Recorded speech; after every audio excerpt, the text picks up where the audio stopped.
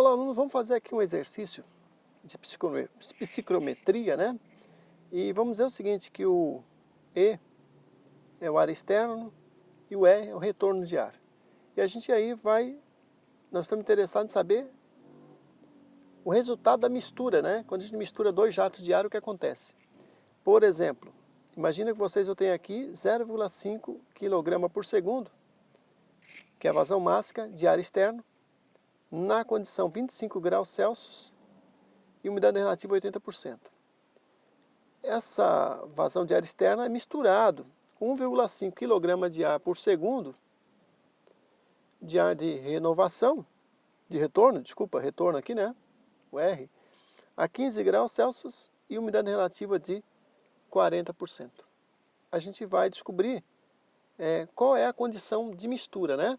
Bom, nesse caso, não precisa fazer muito cálculo para entender que massa de ar externo, ou vazão máxima, né? Mais vazão máxima de ar de retorno tem que ser vazão máxima de mistura. E aí eu já coloquei ali na condição de mistura, ó, dá 2 kg por segundo, né? Ou seja, existe a conservação da massa, o primeiro princípio aí que a gente vai evocar aí para fazer exercício desse tipo, conservação da massa. Então veja, agora a pergunta é, qual a condição da mistura? Condição. Quando eu falo condição, eu quero saber a entalpia da mistura, por exemplo, e outras propriedades, como temperatura, umidade relativa, umidade absoluta, etc. Para isso a gente vai usar aí a famosa carta psicométrica, né? Aí ao nível do mar. A gente posiciona na carta aqui a condição, aqui, nesse caso aqui, é a condição do retorno do ar, a 15 graus, e a condição aqui do ar externo, né? A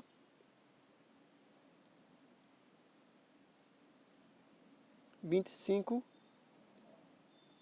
graus Celsius, não é isso? A condição do ar externo é 25 graus e umidade relativa de 80%. Umidade relativa, vocês sabem que são essas linhas aqui, ó. Conhecida como umidade relativa, assim, ou Φ também, a gente usa Φ para indicar. Aqui está então 80% e aqui 40%.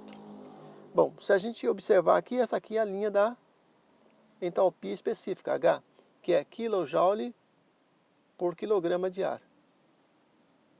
Essa é a entalpia específica do ar aí externo, e essa aqui é a entalpia específica do ar de retorno.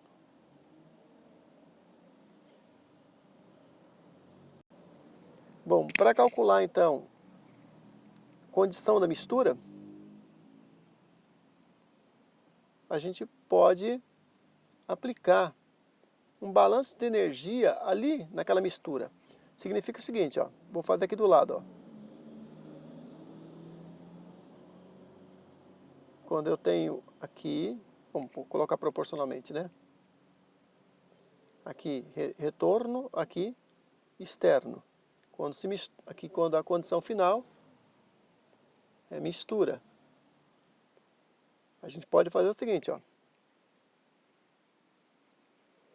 A energia do ar externo, é a vazão máxima, M ponto, do ar externo, vezes a entalpia do ar externo. E aqui é a vazão máxima de ar de retorno, vezes a entalpia do ar de retorno. E aqui vai ser o quê? Vazão máxima do ar de mistura, vezes a entalpia de mistura. Se a gente fizer a conservação de energia, aplicando aí um volume de controle aqui, ó, a gente vai ter que ME HE mais MR, entalpia R é igual M de mistura, entalpia de mistura. Que vai dar essa equação aqui, ó. Isolando aí o H3, ó, a gente faz isso. Então, isso aqui é a energia que entra, é igual a energia que sai do volume de controle aí. Com isso, eu substituo os valores e vou encontrar a entalpia 3 como sendo 37,5 kJ por quilograma de ar, né? Sempre quilograma de ar aqui.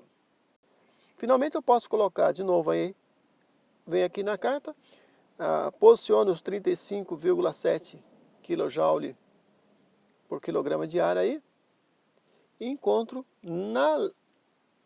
Aqui, ó, essa linha, eu venho essa linha para cá e cruzo com essa linha aqui, ó. A gente chama isso aqui lei da linha reta, né? Eu sei que pode parecer estranho, mas lei da linha reta.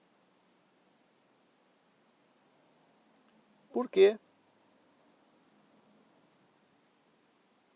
Porque o ponto de mistura, a condição do ar de mistura, está exatamente no meio entre o ponto externo e da condição do ar externo e de retorno.